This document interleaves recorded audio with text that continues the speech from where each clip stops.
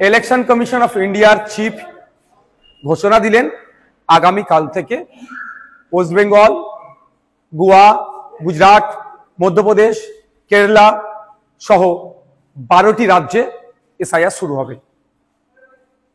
এখন তারা কোথায়? তাদের বক্তব্য শুনতে আমার ইচ্ছে করছে।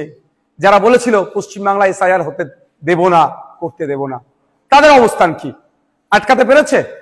আমি ডে 1 থেকে বলে আসছিলাম, যখন এসআইআর নিয়ে চর্চা হচ্ছিল, যে এসআইআর নিয়ে আপনারা আতঙ্কিত হবেন না।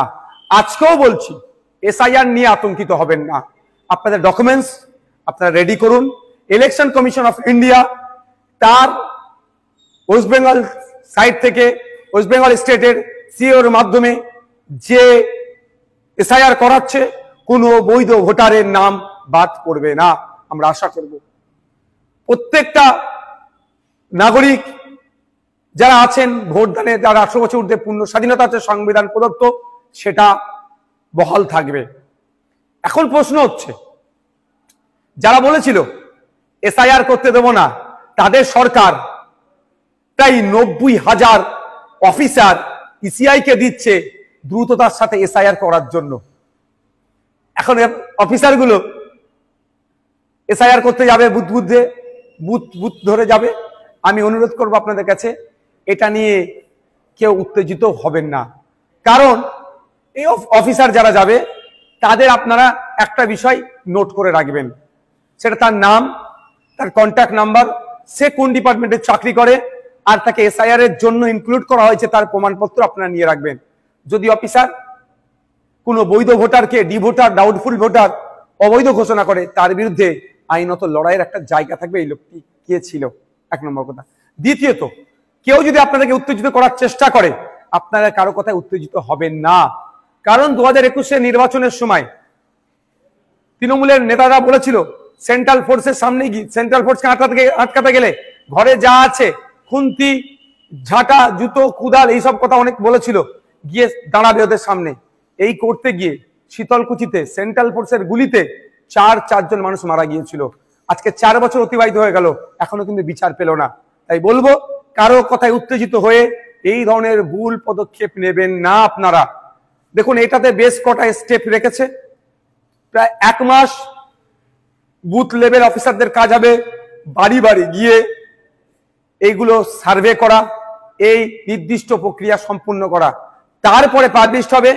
পাবলিশড হওয়ার পরে প্রায় 1 মাস, হয়তো কারো যদি নাম ইচ্ছাকৃত হোক, অনিচ্ছাকৃত হোক, বা ডিস্টার্ব বাদ পড়ে বা ডিস্টার্ব হয়, সেক্ষেত্রে তার বলার সুযোগ, অভিযোগ জানানোর সুযোগ পাবে। একটা অনেক টাইমের এটা একটা প্রক্রিয়া আছে। সুতরাং হুট কথায় কারো কথা শুনে উত্তেজিত হয়ে যাবেন না, কারো ফাঁদে পা দিয়ে ফেলবেন না। এবার আমি উদাহরণস্বরূপ বলছি, আমার বাড়ি জাঙ্গিপাড়া বিধানসভার ফুরফুরা শরীফ অঞ্চলের 90 নম্বর বুথে, আর আমি চিৎকার করছি, আপনার বাঁকুড়াতে অমুক বুথে নাম বাদ পড়েছে, বীরভূমে অমুক বুথের নাম বাদ পড়েছে।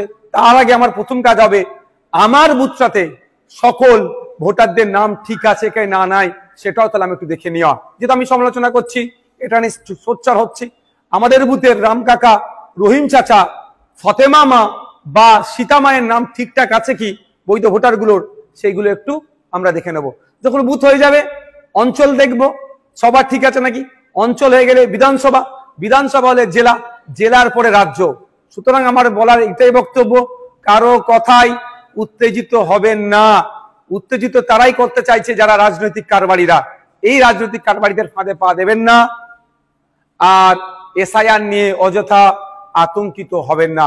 আপনার কাছে যে ডকুমেন্টস আছে যথেষ্ট এসআইআর এ, অর্থাৎ নাম থাকার, অর্থাৎ বৈধ ভোটার হয়ে থাকার। তারপরেও বলে দিচ্ছি আপনাদের, আমরা ইন্ডিয়ান সেকুলার ফ্রন্টের পক্ষ থেকে হেল্প ডেস্ক আমরা করছি, যে এবং ভাঙড়ের জন্য স্পেশাল হেল্প ডেস্ক আমি করব। ওখানে যদি কারো কোনো রকম যোগাযোগ, কারো কোনো রকম কোয়ারিজ থাকে, আপনারা আমাদের সাথে যোগাযোগ করবেন। আমরা এক্সপার্টদের দিয়ে এই সমস্যার সমাধান করব।